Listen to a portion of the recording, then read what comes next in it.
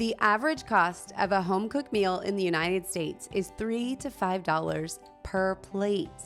Today I'm going to show you how I'm cutting the low end by 40% this week by shopping at Aldi.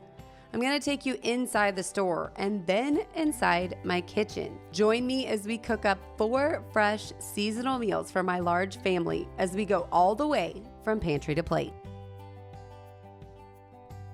A week full of meal at Aldi is something that I've done one time previously, and you guys loved it as much as my family did. So I decided today I would head back to Aldi and up my budget just slightly from that $1 per plate total that I came up with last time and give myself $1.75. This amount is all inclusive of everything that you would need to cook all of the meals that I'm going to show you today, except the salt, pepper, and oil, because I'm assuming everybody has a few staples at their house. Now, I am only picking up the items that I don't already have on hand because I keep a really well-stocked pantry, mainly focusing on bulk buying. So I just needed a few extra ingredients to top off every single meal that I'm going to be cooking for you today. As I grab the groceries that I'm going to need today, I want to take just a second to introduce myself because I know this is a very new channel and many of you are meeting me for the first time. My name is Jill. I am a married mom to 5 beautiful kiddos, ages 11 to 3. And here on this channel, my goal is to show you how things run every single week in my kitchen, whether that be simple, delicious, and clean meals, or how to stock a well-stocked pantry. If that's the kind of content you're interested in, make sure to subscribe while you're here and hit the like button because that is the #1 way that you can let YouTube know that tiny little channels like mine are still worth watching with all those big fish out in the sea. Now, as you jump back into my shopping cart, you'll notice that the bulk of ingredients that I'm actually purchasing today are produce items, as well as a few different types of meat. All of the basics like flour, pasta, rice, and more are already at home waiting on us. So I was able to pick up everything that I needed for these 4 meals for right around $35 with tax, which I thought was pretty great considering how good we're actually going to be eating this week. Now, for those of you who may be new to Aldi, I do want to point out that I brought my own shopping bags and you will need to as well, or you can use some cardboard boxes similar to how Sam's Club runs their checkout process. You also have to pay a quarter to grab a shopping cart, or as somebody pointed out in my last video, if you don't happen to have a quarter on you, you can go outside and ask for a token and they will hook you up so you don't have to go around without a cart the whole entire time you're in the store.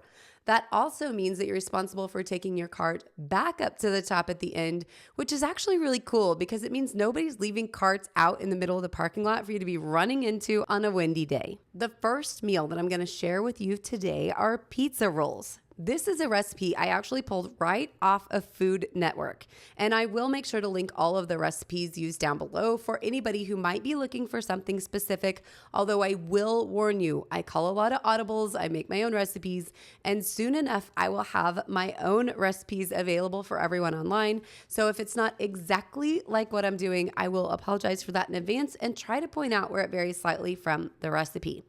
The first thing on this pizza roll recipe is that it calls for pizza dough, just to buy a pound of pizza dough from the store. Since I already had all of the ingredients on hand to go ahead and make my pizza crust at home, I pulled up a quick and easy foolproof pizza dough recipe and decided to go ahead and whip it up in my mixer.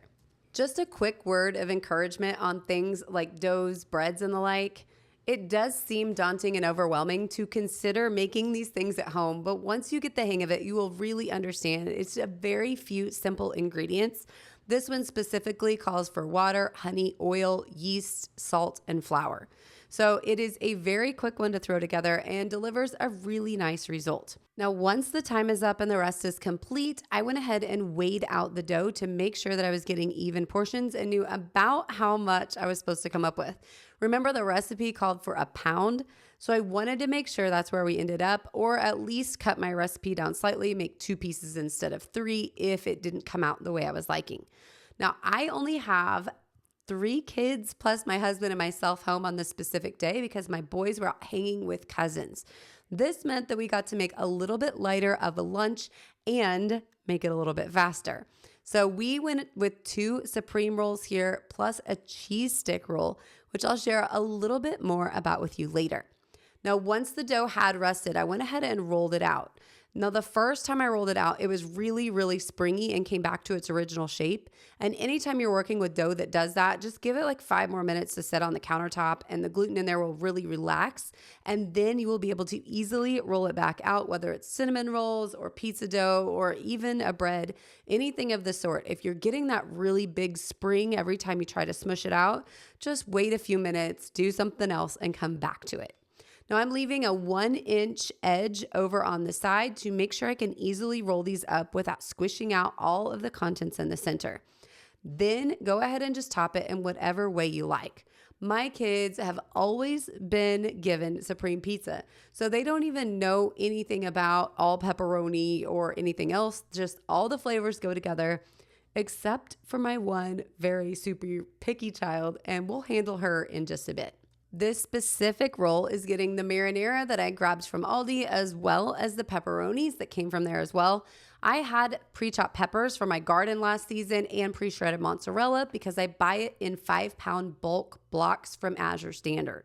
With that being the case, I keep it frozen, shredded, and ready to go. So beside the fact that I'm suffering from a freezing cold hand right now, it's a really nice way to buy in bulk, save some money, and not have to deal with the extra starches and ingredients that they put in there to keep your cheese from sticking together.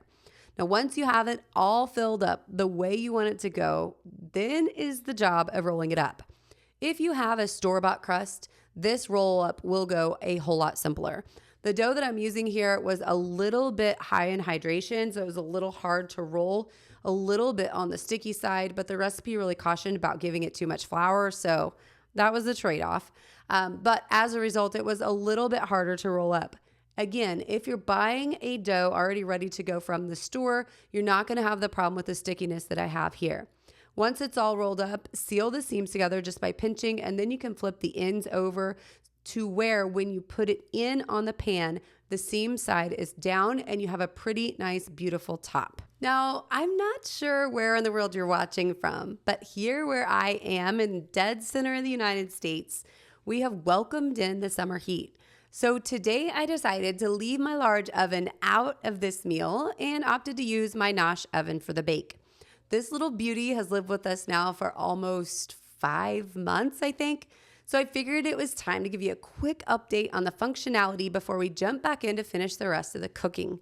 So thank you to Sierra for sponsoring today's video. In case you missed my previous introduction to the Nosh oven, I'm going to take the next 90 seconds to fill you in on just what might be a life-changing kitchen assistant for you. The Nosh is a versatile 8-in-1 unit, seamlessly merging the advantages of steam cooking, air frying, and more to produce delectable, crispy, and healthy meals. It has a couple of awesome features, including a 20-second steam out, which locks in the nutrients and flavor. Plus, it cleans itself, which I'll show you more on here in a bit. Whether you're toasting up a bagel, reheating leftovers, air frying, or steaming some fresh produce, this Nosh oven has been a rock star, all while saving valuable counter space due to the compactness of the unit. Now, remember when I mentioned earlier that it cleans itself? Well, the other features are quite awesome. This one might just take the cake around here.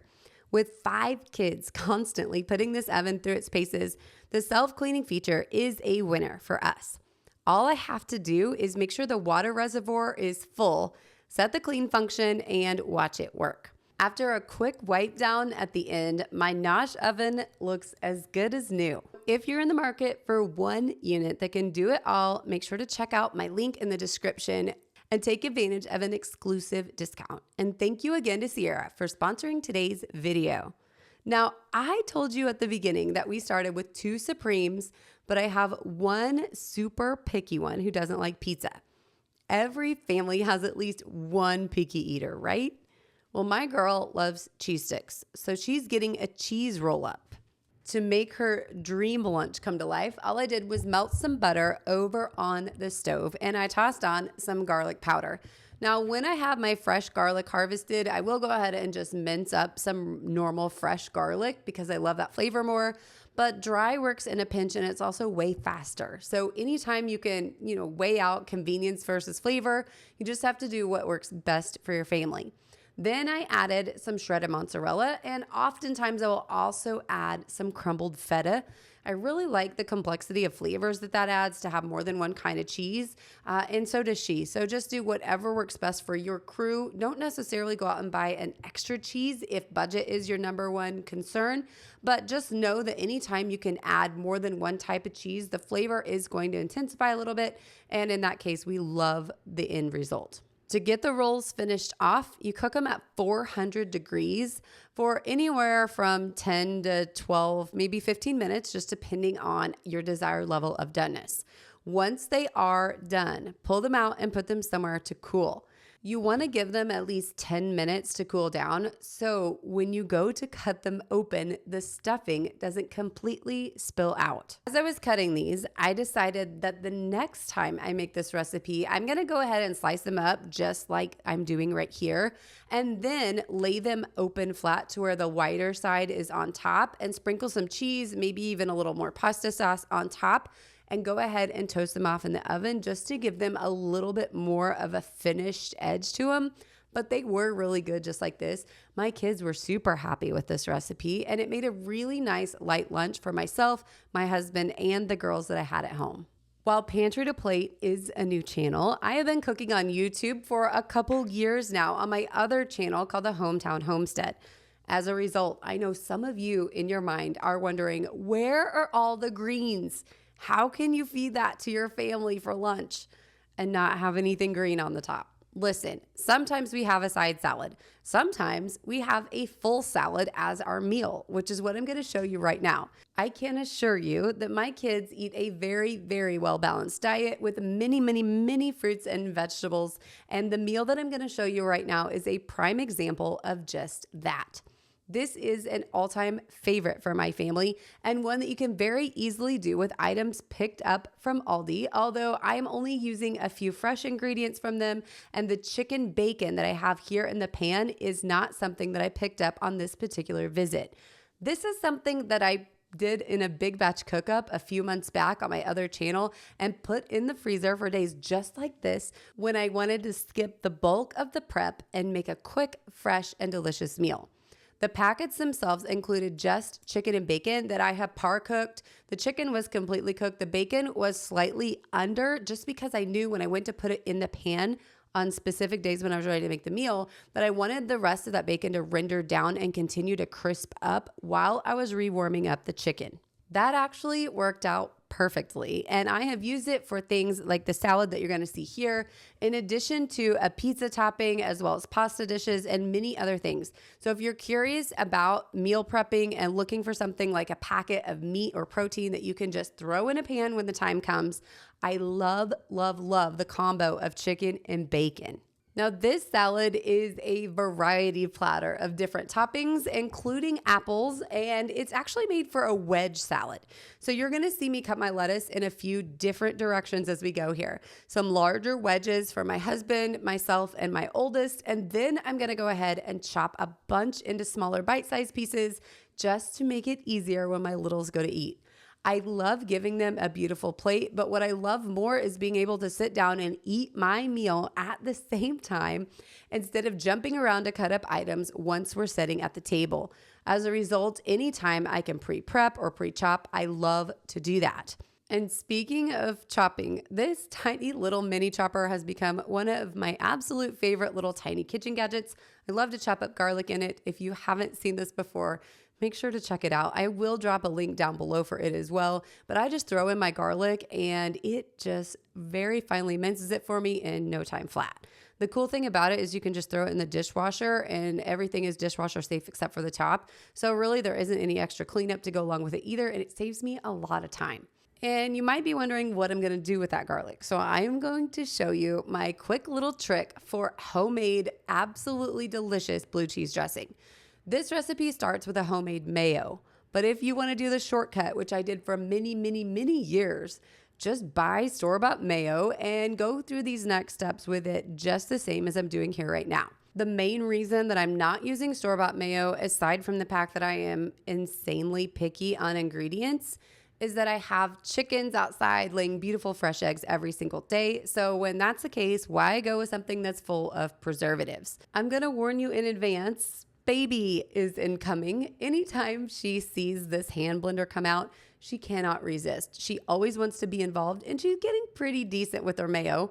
She is the 3-year-old, so she's not quite self-sufficient in the kitchen yet. Although I will say that she does a really good job of knowing when to start lifting and pulling this up as it starts to emulsify. So I do think she's coming along quite nicely for a tiny little kitchen hand. Now, once you have your mayo done, or if you're using store-bought, the ingredients you want to add to turn this into a delicious, really amazing dressing are garlic, which we pre-chopped earlier, and then some lemon juice. Now, I'm going to use lemon essential oil just because I have it on hand and it makes it quick and easy. But if you want to use bottled or fresh squeezed lemon juice, feel free to do that. It really gives this dressing a nice, bright flavor.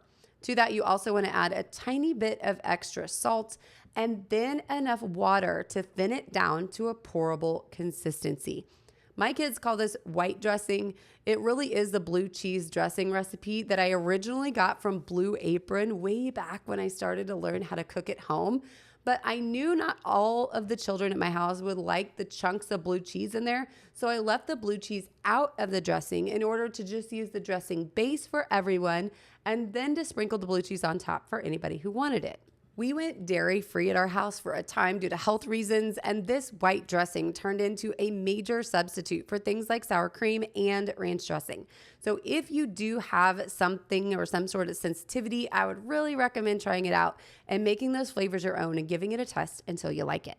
So to finish off the salad, we're doing toasted walnuts, the chicken and bacon, some blue cheese dressing, croutons, and the apples. I have to tell you, the crunch of the apples make this so fresh and so delicious that my kids always beg for this one. So if you are looking for something fresh and bright, make sure to put this one on your list. As we quickly turn the corner into the third meal, I do want to point out something that some of you have probably noticed in my recent episodes. I started wearing an apron. I know this is something that I've talked about previously. For those of you who have been with me for a while, I really don't have a great history with aprons, but so far I'm loving this one. Super comfortable and easy to put on, and hopefully I'll ruin a few less clothing items. So if you are not an apron person, I just want you to know there is hope for you yet. Someday you might be like me and decide saving your clothes is worth it. Turning the corner into meal number 3, and I have to say, I'm just going to tell you right now from the start, this is a new one that will go in my handwritten cookbook that I keep around the house.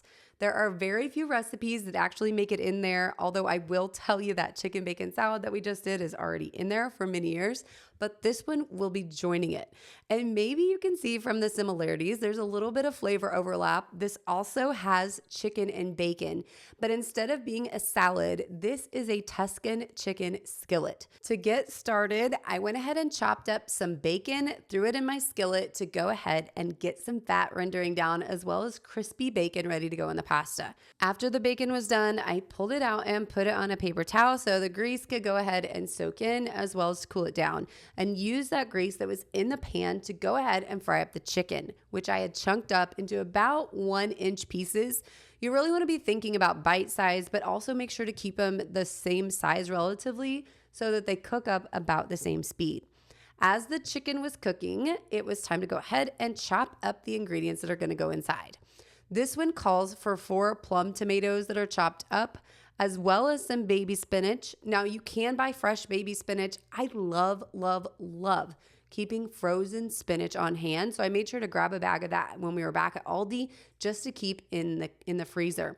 The reason I do that is that we don't love a ton of spinach in the majority of our recipes, but if we put just enough in there, we can often reuse that same bag and we don't have to worry about it going bad in any specific amount of time.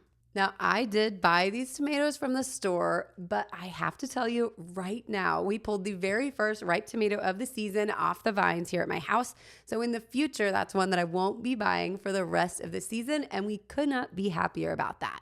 So once everything was chopped up and the chicken was done, I went ahead and threw the garlic as well as the tomatoes down into the skillet so they could really start cooking out and get a nice flavor, and scraping the bottom of the pan to pick up all of the juicy bits of chicken and bacon that were left. Once that had a few minutes to soften down, the recipe called for heavy cream, but I couldn't find exactly what I wanted at the store, so I went ahead and added half and half. The goal here is for it to cook down just slightly before you go ahead and add your spinach. Typically, you're looking for a fresh spinach, so it would just wilt rather fast. Because mine was frozen, I put it in a little bit earlier, so it had time to warm up, to thaw, and to go ahead and meld into the sauce before we added back the chicken and the bacon to this pot to go ahead and warm it through before we toss in the fettuccine noodles. Now, of course, this style of noodle is up to you. If you like something different, something a little more forkable for little kids, go for it.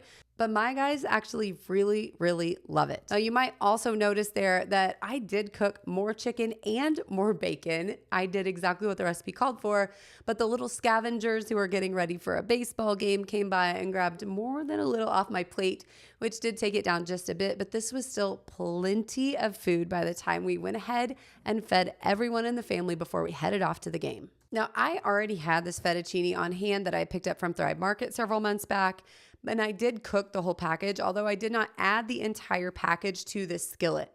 I actually have a couple kids that love saving out just plain noodles and adding toppings of their choice in the days following. So this is, again, a slightly smaller portion than what the recipe would be if you made it for yourself, which also means that I stretched the dollar a little further, because not only were we able to get this specific meal out of this, plus the extra butter noodles for kids in days future, whether they wanted them with spaghetti sauce or anything else, but this actual skillet of chicken bacon pasta was able to serve leftovers to 3 different people, I believe, on the following day. So many, many more plates came out of this than just the 7 we needed to feed our crew. Now, the fourth and final meal that I'm going to share with you today starts with some ingredients that I have growing very, very fresh just outside my door. This meal is a throwback to the time in my life when I used to frequent Chipotle, and it is a street corn, chicken, and rice bowl. My kids were super excited for this one. They love, love, love corn, and we have a ton of fresh corn, or I should say frozen corn, because it's last year's corn. But we have a lot of frozen corn down in the basement that we need to get used up to make space for what's incoming. So this seemed like a natural fit to bring all of the fresh flavors of this season into the house and make something extra delicious and a little special for my kiddos. So the first thing that I'm going to do here is go ahead and cut my frozen corn right off of the cobs. Now, I did mention frozen. This is like straight ice crystals from my freezer. So it was super, super cold, and my knives did struggle just a tiny bit, but that wasn't because of the sharpness as much as it was how solid, rock hard the corn was that I was cutting. After that was done, I went ahead and took that cilantro we grabbed from the garden and got it minced up nicely before moving on and getting the chicken processed. Now, this is 3 chicken breasts that I had left from that big pack that I got for the other meals that we're accomplishing this week. So not any extra money spent on this, but the recipe itself did call for a pound of chicken. Most traditionally, I go ahead and grab thighs or other dark meat because it is a lot juicier, and I also find a bit more flavorful, but these breasts actually were super delicious. One thing they also were was really huge. I knew when I started this recipe that I should have cut these in half based on what was going on in my house at the time and how much time we had left to get everything accomplished before we left. But I did not do it. So here's my cue to yourself. If you ever have this feeling that you should do something, go ahead and do it. Don't wait for natural consequences of your chicken only being done on the outside. That's a great way to really dry out your chicken super fast, is to make sure you have to cook it exceptionally thoroughly on the outside just to get the inside accomplished. You can see the bottom of the chicken that I'm pulling off here looks great, but the inside is just not there. So in a little bit, I will end up going to pull these off, slicing them in half and putting them back in the pan. Now, every day when I'm cooking dinner about this time, my husband gives me a call on his way home from work. On this specific day, I was busy with all that I had going on and having the kids get dressed and all of these things, and didn't realize that time was slipping away from me and I hadn't heard from him. Typically, if that happens, I go ahead and send him a note and I'm like, hey, what's going on? But when I finally got a call from him after my chicken was just barely done in the skillet, he said he was still really, really far away and I needed to jump up and run to get my kiddo to the field on time. So you're seeing a really big delay here in when we started the meal and when we finished it. Thankfully, all of the ingredients that I had prepped were easy to slip into the refrigerator, and the chicken was super easy to put away and then reheat in my Nosh oven when we got home. There is literally never a dull day here in my house, but one thing I did not expect in the middle of cooking dinner was to have to put everything on hold and come back to it. So I'm super happy to have had a meal in process that was easy to take steps away from and come back to as soon as we were done. And speaking of done, the crazy busyness of my life has just come to a screeching halt. Last night, as of the time I'm doing the audio, both of my guys were out of their baseball tournaments for the year, so our seasons are complete, which means now I won't have to make every meal at 5 o'clock in order to get to the field on time, and I can take a little bit more time to process all that we have going on here around the house. I know many of you are also in busy stages of life and have a lot going on, and when you get to that break, it totally changes my world. So now that we're there and I've got to readjust and recalibrate. Now, to go on top of these bowls, not in the recipe, but I did decide to go ahead and whip up a little dressing to go with it. I'm using sour cream. You can use mayo or anything of the sort if you like, but this is a sour cream base with some homemade taco seasoning that I keep on hand. I did end up putting a squeeze of lime juice in right here and then just thinned it down with water, tasting for salt to make sure I had a good balanced flavor. My husband was super impressed with that. He actually really loved the dressing. So if you're going to make this recipe, which I will link down below, make sure to consider adding that dressing on for yourself.